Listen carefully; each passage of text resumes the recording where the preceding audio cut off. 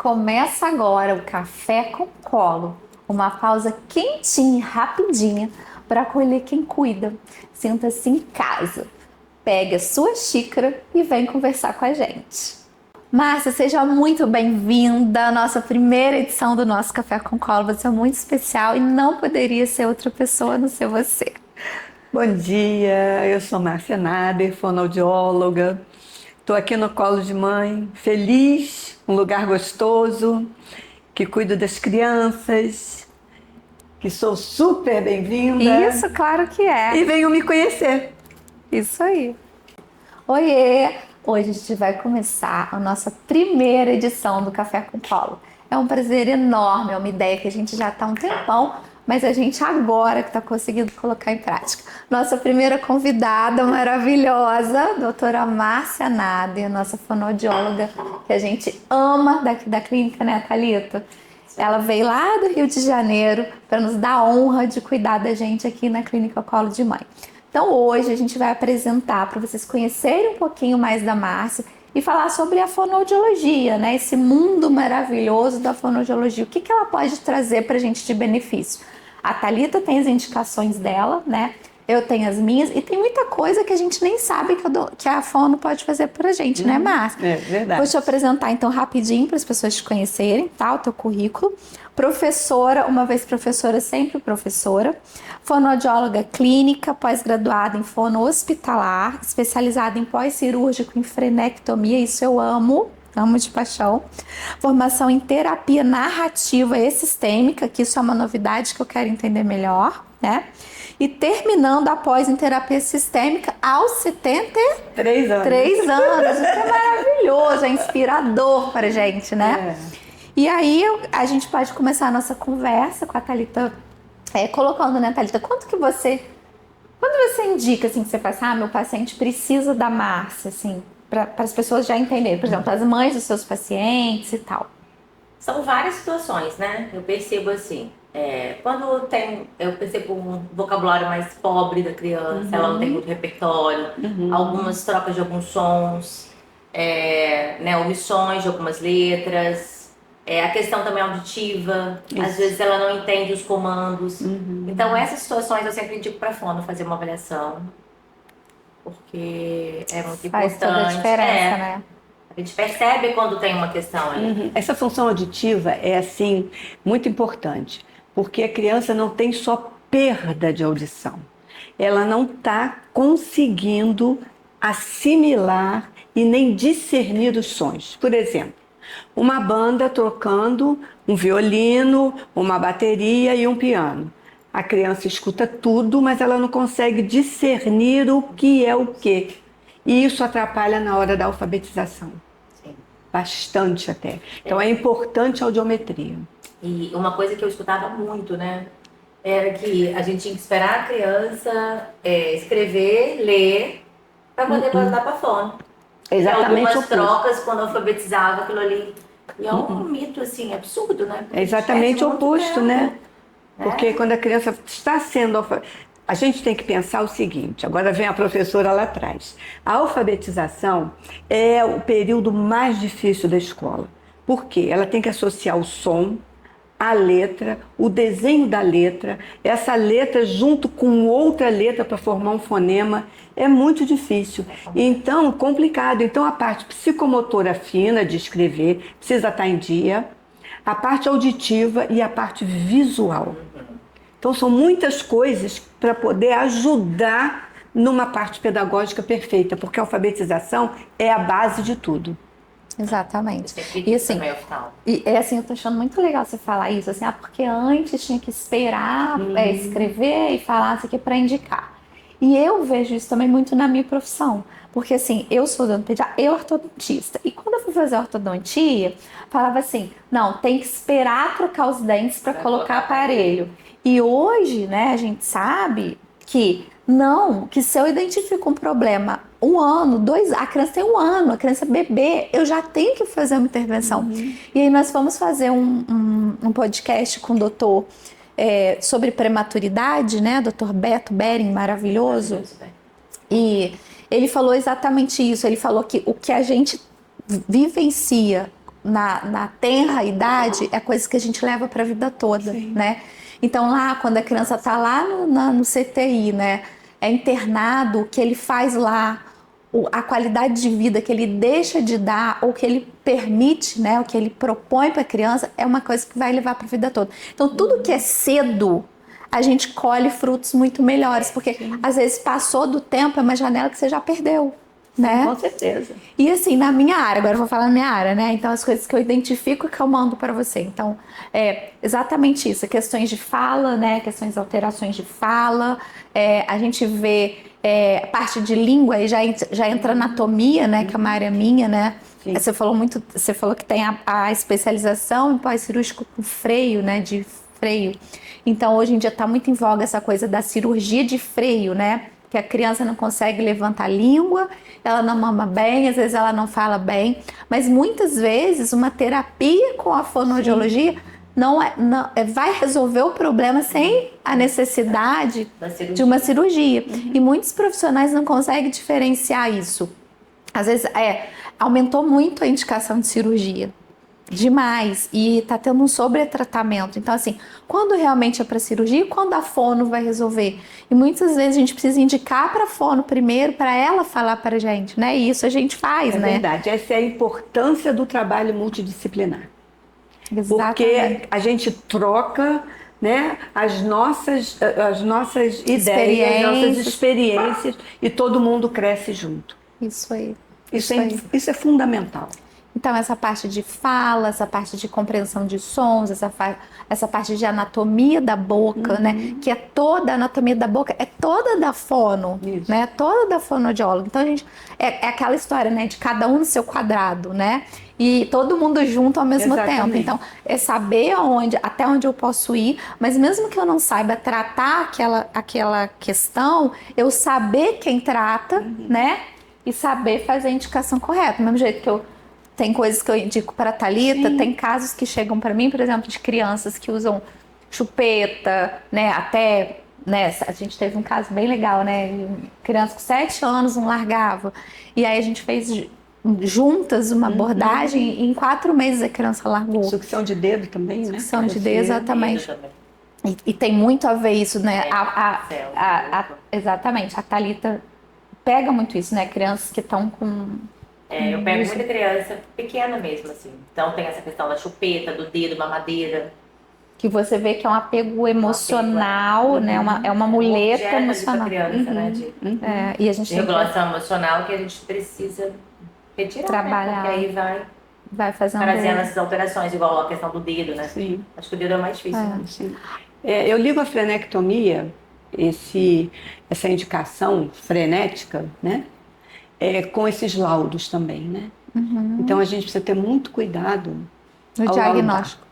Né? Aceitar o laudo, entrar em contato com um neuropediatra, porque muitas vezes a antecipação do laudo vai rotular essa criança negativamente, né? Então eu tenho muito cuidado com isso. Eu olho a criança primeiro como ela, como um todo, para depois depois que eu estiver trabalhando, depois que eu tiver a necessidade, aí entrar em contato com o neuropediatra para a gente poder conversar um pouco, né? Eu falo que diagnóstico é importante, mas diagnóstico não é destino, né? Sim. E assim, mais importante de ter um diagnóstico é você trabalhar as dificuldades daquela criança, os prejuízos que a gente tem. Não necessariamente a gente precisa fechar. Não. Vamos trabalhar as dificuldades, assim. Quando chega para mim, é exatamente isso que eu faço. Onde a gente tem prejuízo, então vamos trabalhar o que a gente tem de prejuízo. Exatamente. Não necessariamente eu preciso dar um laudo para essa criança, né? Ela precisa dar um laudo. É isso. A fonoaudiologia é extensa hoje em dia. É isso aí que a gente quer que você fale. Porque assim, aonde mais a gente pode ter essa ajuda? O que mais a gente pode pedir ajuda para a fono? A gente pode, inclusive, ir até a escola, né? Eu vou até a escola também, né? Para a gente ver esse prejuízo na área pedagógica, o que a criança está sentindo na hora de ir para a escola.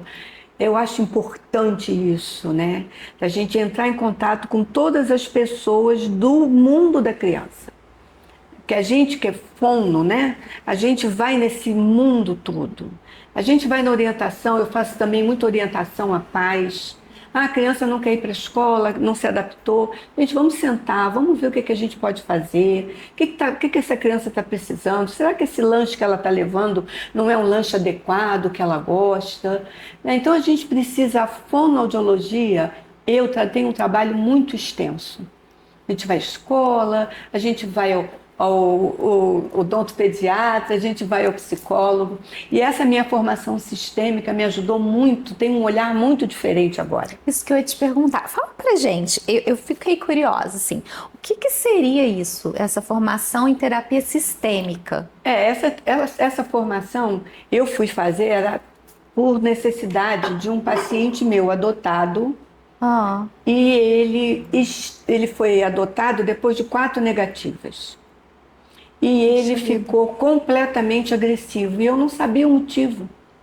E aí eu assistindo um dia uma live, eu fui ver que o que ele tinha era um luto, né? Desse abandono do pai e da mãe num abrigo. E aí E aí ele reviveu vários abandonos, né? Vários abandonos. Foi uma criança que ela não foi visitada no abrigo durante 5 anos.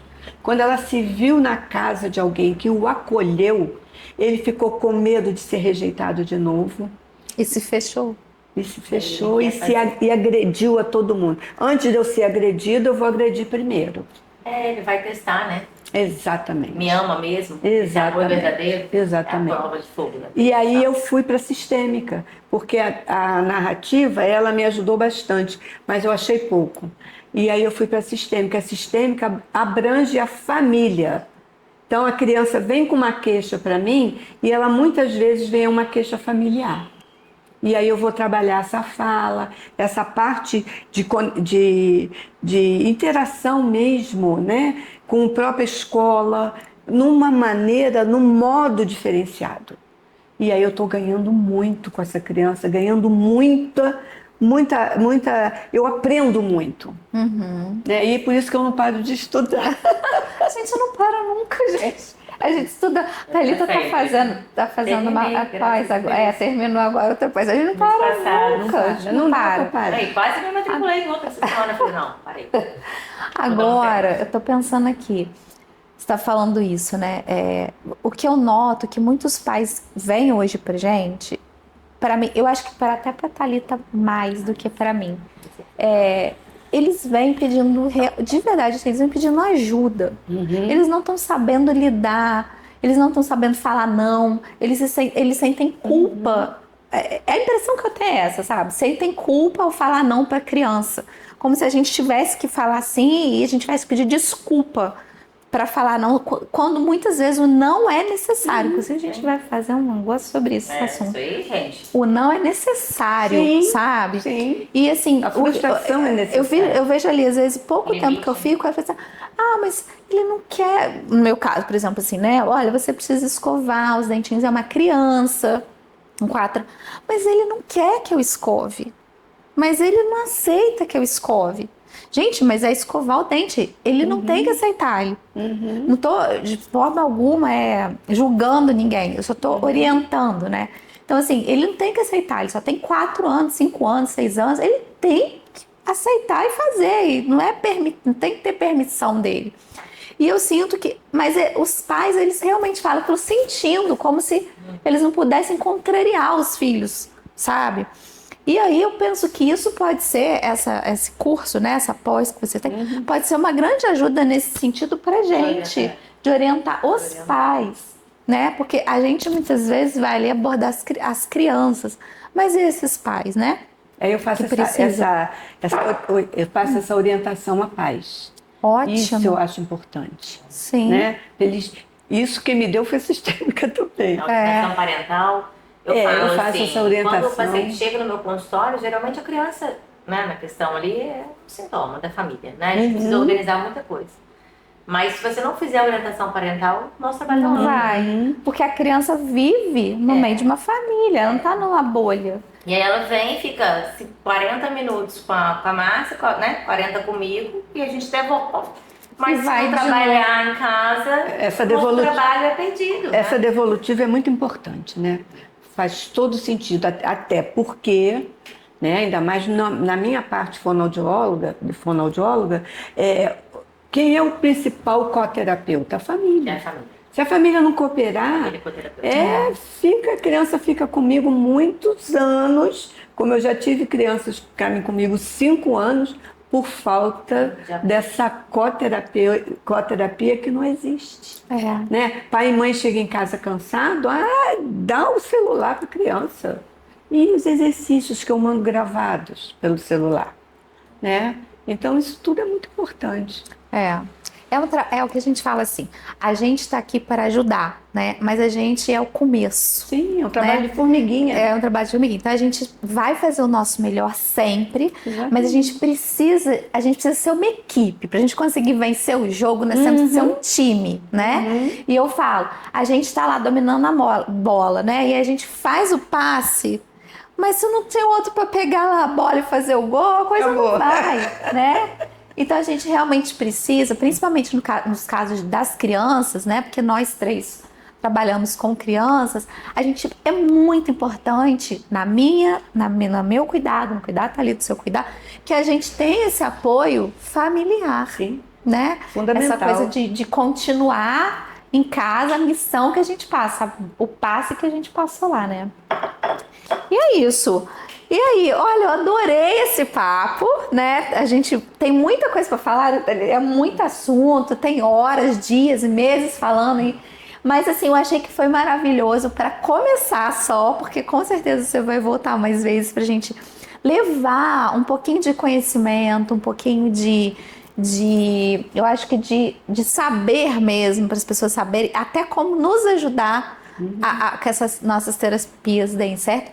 E o quão preciosa é você, né, Márcia? Eu quero dizer como eu me sinto bem aqui, né?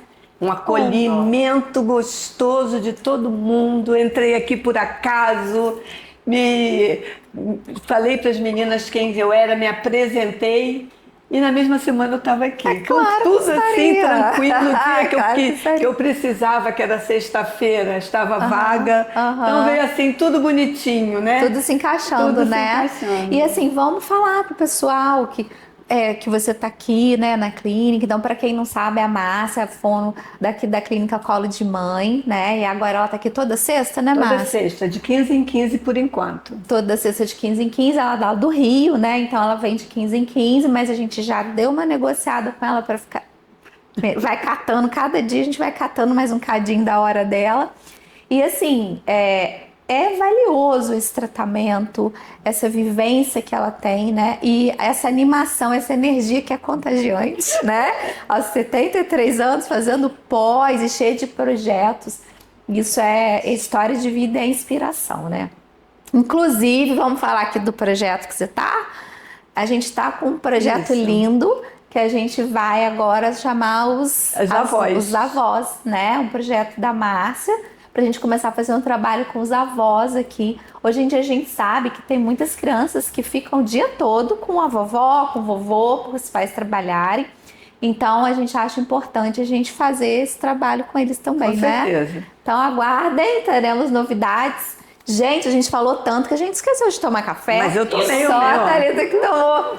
Gente, até a próxima. Tchau. Fiquem com Deus.